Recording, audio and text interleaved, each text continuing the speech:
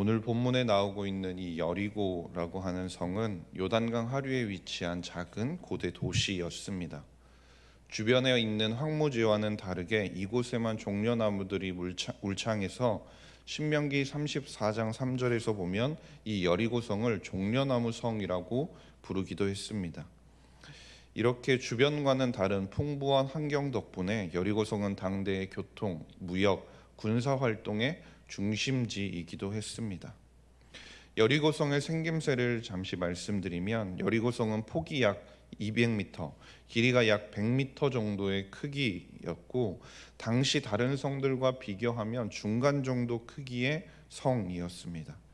또한 그 성 안에 거주할 수 있는 인원도 약 1,500명 정도가 됐을 것이라고 예상을 하는데요. 그 규모에 있어서 여리고성은 그다지 큰 성은 아니었지만 견고함만은 주변에 있는 어떤 성들보다 뛰어남을 자랑했습니다. 여리고성은 이중벽으로 이루어져 있어서 외벽은 거의 두께가 2m, 높이가 7m 정도 됐는데 그 안에 있는 내벽은 그것보다 더 두껍게 두께가 한 3.5m, 높이만 해도 9m 정도 되는 두 개의 벽이 세워져 있었습니다. 그렇게 보기만 해도 단단해 보일 것 같고 어쩌면 난공불락처럼 보이는 그 여리고성이 오늘 말씀을 보면 꽁꽁 잠겨 있다고 말씀을 하는데요. 1절 말씀을 보면 이스라엘 자손들로 말미암아 여리고는 굳게 닫혔고 출입하는 자가 없더라라고 말씀합니다. 여리고성이 이미 강력하게 봉쇄돼서 어느 누구도 들어가거나 나갈 수 없는 상태로 만반의 준비가 되어 있다라는 겁니다. 분명 많은 사람들이 살고 있고 성 안에뿐만 아니라 성 주변에도 그것보다 더 많은 사람들이 살고 있었음에도 불구하고 지금 여리고성이 단단하게 잠겨 있었다라는 겁니다. 이것은 철저하게 이스라엘 백성들이 다가옴을 바라보고 자신들은 방어만을 생각하는 행동이었다라는 것이죠. 고대에는 성을 근거지로 해서 방어하는 편이 여러 가지로 이점이 있었습니다.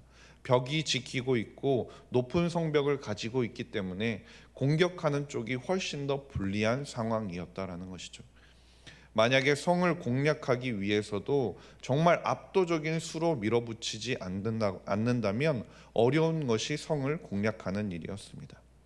성을 공격하기 위해서는 당시에는 그 외벽과 마찬가지의 높이의 그 언덕이 필요했고 사다리를 만들고 공성 무기들을 만드는 작업들이 필요했습니다.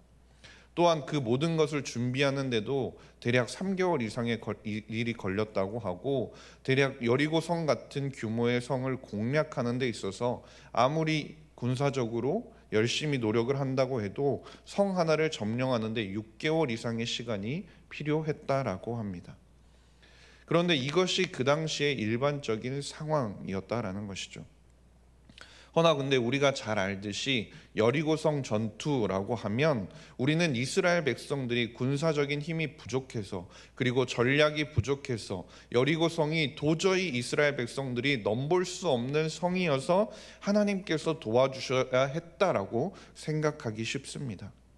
이스라엘 백성들이 자신들의 생각과 방법을 써서 여리고성을 절대 탈취하지 못했을 것이라고 생각하기 쉽다라는 것이죠.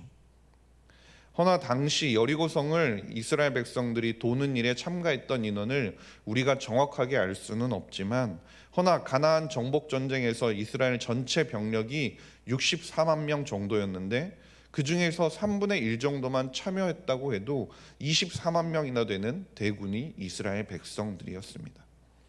그런데 서두에 말씀드렸다시피 여리고성이 그렇게 큰 성이 아니었다라는 것이죠.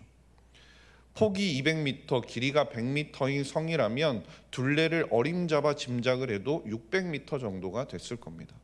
그런데 그 600m를 1m마다 한 명의 군사를 배치해서 둘러싼다고 생각을 해보면 어떻게 되겠습니까?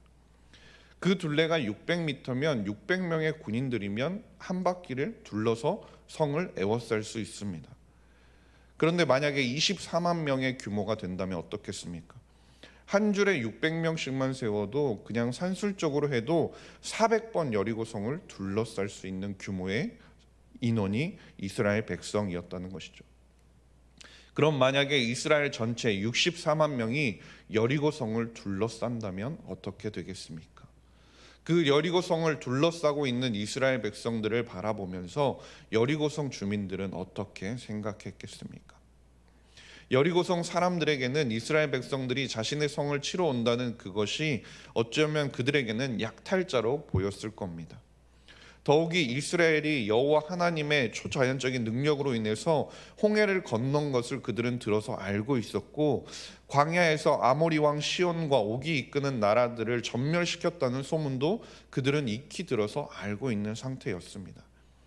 그러니 여리고성 사람들은 그 성 안에 틀어박혀서 방어만을 생각하고 전혀 나올 생각조차 하지 않았던 것이죠. 이스라엘과 여호수아가 하나님께 묻지 않고 하나님께 물어보지 않고 마음만 먹고 여리고성을 공격했다면, 그 공격하는 것이, 여리고성을 무너뜨리는 것이 그렇게 어렵지 않은 일일 수도 있었다라는 겁니다.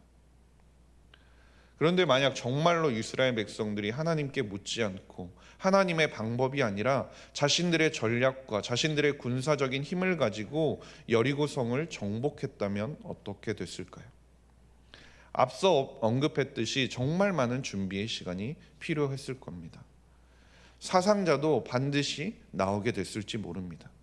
실제로 당시에는 그렇게 높은 성벽을 공략하는 데 있어서 군사들이 동원되면 그 군사들 가운데 기본적으로 3분의 1 이상이 사상자가 발생했다고 합니다. 그렇다면 24만 명이 공격을 하게 되면 산술적으로 사상자가 어느 정도나 나오는 겁니까? 8만 명 정도가 사상자로 발생한다라는 것이죠. 그뿐이 아닙니다. 만약에 이스라엘 백성들이 그렇게 군사적인 행동을 통해 여리고성을 공략했다면 주변에 그들은 성을 침략하는 침략자나 약탈자, 학살자로 소문이 났을지도 모릅니다. 이스라엘 백성들이 군사적인 행동을 하는 것을 보고 군사적인 전략을 바라보면서 어쩌면 주변 나라들이 이스라엘 백성들의 군사적인 힘을 가늠하고 그들을 충분히 대항할 수 있다고 생각해서 서로 여러 나라들끼리 연합하며 이스라엘 백성을 공격하기 위해서 준비했을지도 모른다라는 것이죠. 그러나 지금 이스라엘 백성들이 어디를 향해 가고 있는 것입니까? 그 땅으로 지금 인도하신 분이 누구시냐라는 것이죠. 그 땅을 정복하고 그 땅을 차지하라고 말씀하신 분이, 기업으로 주시겠다라고 말씀하신 분이 누구시냐라는 것입니다. 지금부터 벌어질 전쟁은 이스라엘 백성들이 인간적으로, 이스라엘 백성들이 그 땅을 차지하기 위한 것이 아니라 하나님의 말씀을 실행하기 위해서 하는 하나님의 전쟁이라는 것입니다. 성전이라는 것이죠. 그렇기 때문에 성전은 인간적인 방법이나 책략이나 그러한 것들이 아니라 하나님의 방법으로 처음부터 끝까지 모든 것이 이루어져야 한다라는 것입니다. 그래서 하나님께서는 이를 위해 이스라엘 백성들에게 여리고 성을 정복하는 방법을 알려주시는데요. 3절부터 하나님의 전쟁 전략이 나오는데 이렇게 말씀하십니다.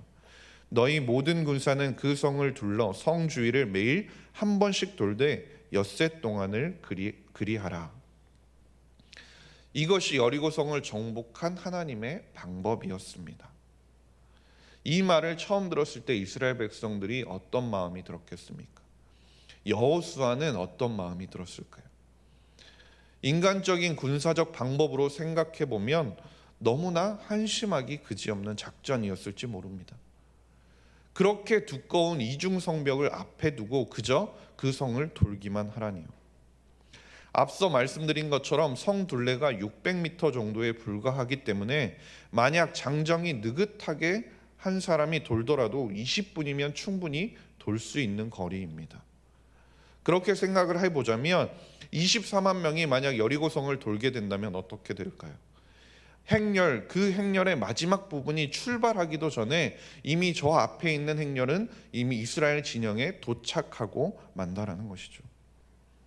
이스라엘 백성들 입장에서 생각해 보면 일주일 동안 성벽을 돌면 7일째 성벽이 무너져 내릴 것이라는 하나님의 말씀은 도저히 이해할 수 없는 명령이기도 했을 겁니다.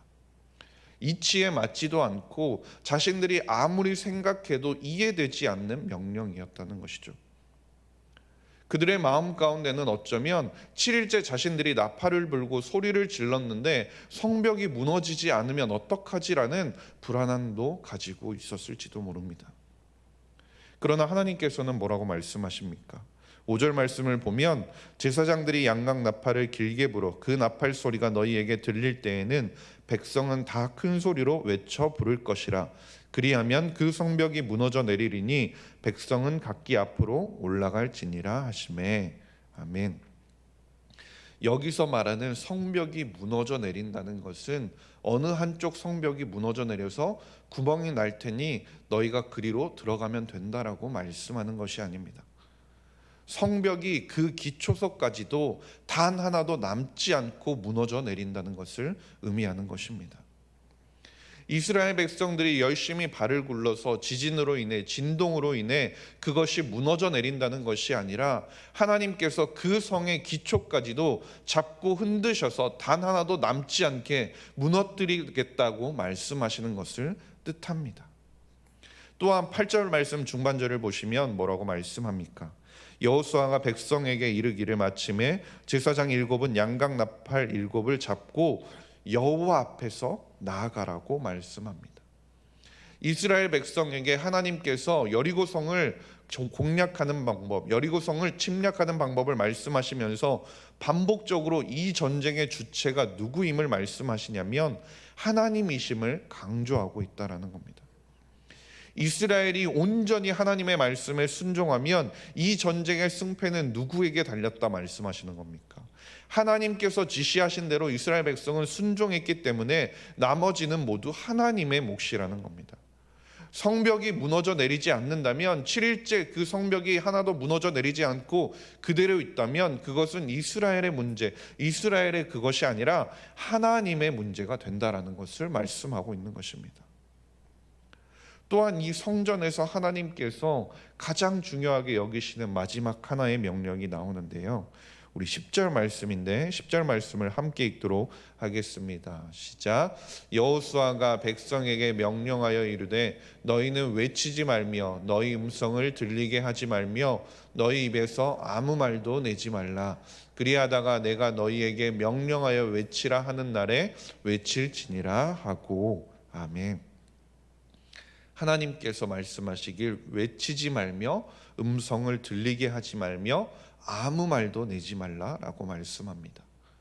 하지 말라라는 말을 3번이나 반복하면서 그들의 입 가운데서 큰 소리든 작은 소리든 어떠한 말도 그들의 입에서 나오지 않게 하라고 하나님께서 강조하고 명령하고 계시는 겁니다. 이것은 매우 쉬워 보이긴 하지만 침묵한 채로 그 일을 7일이나 반복하는 것은 상당한 인내가 요구되는 행동입니다. 이스라엘 백성들의 광야 생활을 한번 생각해 보십시오. 그들은 어떤 모습을 보였습니까? 40년 동안 그들의 입술에서 얼마나 많은 원망과 비난과 불평과 하나님을 향한 그러한 소리들이 나왔습니까? 만약 하나님께서 여호수아를 통해 이 침묵하라는 명령을 주시지 않았다면 이스라엘 백성들이 어땠을까요? 그들은 하나님의 명령에 순종해서 여리고성을 돌면서도 끊임없이 아니 왜 이렇게 쓸데없는 일을 우리에게 시키는지 투덜거렸을지도 모릅니다. 어쩌면 이 방법으로는 절대 저 성을 공략할 수 없다고 스스로 자신들의 방법이 낫다고 계속해서 서로 이야기하며 불평했을지도 모르죠. 훈수를 두고 수군거렸을지도 모른다는 겁니다. 그런데 생각해 보십시오. 한 사람이 말하면 수군거림이지만 24만 명의 사람들이 한마디씩만 하게 돼도 그 모습이 여리고 사람들에게 그리고 하나님께 어떻게 보였겠습니까? 그러나 하나님은 여호수아가 명령하여 외치라 하는 순간까지 침묵하며 인내하라고 말씀하신 것입니다. 하나님의 위대한 역사는 인간적인 방법으로 서두른다고 되는 것이 아니라 하나님께서 정해놓으신 때가 되어야 이루어진다는 것을 하나님께서는 알려주고자 하신 것입니다. 하나님께서 정해놓으신 때를 위하여 기다리며 인내하는 시간이 필요하다는 것을 말씀하신 것입니다. 우리가 해야 하는 것은 하나님께서 행동하실 때까지, 하나님께서 정하신 때까지 묵묵히 인내하면서 하나님의 행동을 기다리는 것입니다. 이것이 하나님께서 우리에게 원하시는, 이스라엘 백성들에게 원하시는 순종의 모습이었다라는 거죠. 황당하기 그지없고, 사람들 입장에서 보면, 이스라엘 백성들 입장에서 보면 정말 아무런 의미도 없어 보이지만, 이스라엘 백성들이 여호수아를 통해 하나님의 그 명령에 온전히 순종하며 나아갈 때 그들은 자신들이 상상하지도 못했던 방법으로 여리고성을 정복할 수 있었고, 그 성경에 나오는 가장 위대한 사건을 자신들의 눈앞에서 경험할 수 있게 되었던 것입니다. 여리고성 사람들 입장에서 살펴봐도 아무런 말도 하지 않고 성 주변을 도는 이스라엘 백성들을 바라보면서 그들의 마음 가운데도 처음에는 그 숫자를 바라보며 두려운 마음이 있었지만, 그들이 하는 행동을 바라보면서는 어쩌면 그들의 마음 가운데도 비웃음이 있었을지도 모릅니다. 그런데 이것은 세상도 마찬가지라는 것이죠. 하나님의 말씀에 순종하고 하나님 앞에 기도하기 위해 모이고 예배하기 위해 모이고 이웃을 섬기고 사랑하고 교제하며 나아가는 우리의 모습을 바라보면서 세상은 그것이 미련하다고 조롱할지도 모릅니다. 시대와 맞지 않는 뒤떨어진 방법이라고 비판할지도 모르고 그것이 틀렸다고 말할지도 모릅니다. 그러나 하나님께서 우리에게 원하시는 모습이 무엇입니까? 이스라엘 백성들의 삶처럼, 그들이 보여주었던 모습처럼 하나님의 명령이 묵묵히 순종하며 하나님의 역사하심을 기대하며 나의 생각과 나의 욕심과 나의 방법을 내려놓고 하나님이 원하시는 모습으로 하나 되어 묵묵히 걸어가는 것을 하나님께서는 원하신다라는 것입니다. 그러한 교회가 되기를 하나님께서는 원하신다라는 것이죠. 간절히 바라기는 세상의 기준과 세상의 가치와 세상의 방법이 아니라 하나님의 말씀에 묵묵히 순종함으로 예배의 자리를 지키며 나아가는 모든 성도님들이 될 수 있기를 간절히 소망합니다. 하나님께서 원하시는 모습으로 기도의 자리를 지키며 기도의 자리 가운데서 하나님께 나아가며 순종함으로 나아갈 때 하나님의 임재하심을 경험하게 되고 그리스도의 사랑을 나타내는 모든 성도님들이 될 수 있기를 주님의 이름으로 간절히 소망합니다. 기도하겠습니다. 하나님 아버지, 감사합니다. 오늘도 우리를 예배의 자리로 불러주시니 감사드립니다. 하나님께서 우리에게 주신 말씀이 이해가 되지 않는 순간이 생기더라도 하나님의 일하심을 믿으며 하나님의 말씀에 순종하는 우리가 되게 하여 주시옵소서.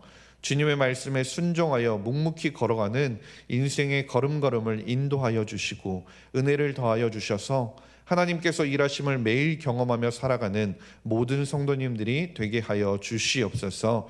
감사드리며 모든 말씀 우리 구주 예수 그리스도의 이름으로 기도드렸습니다. 아멘.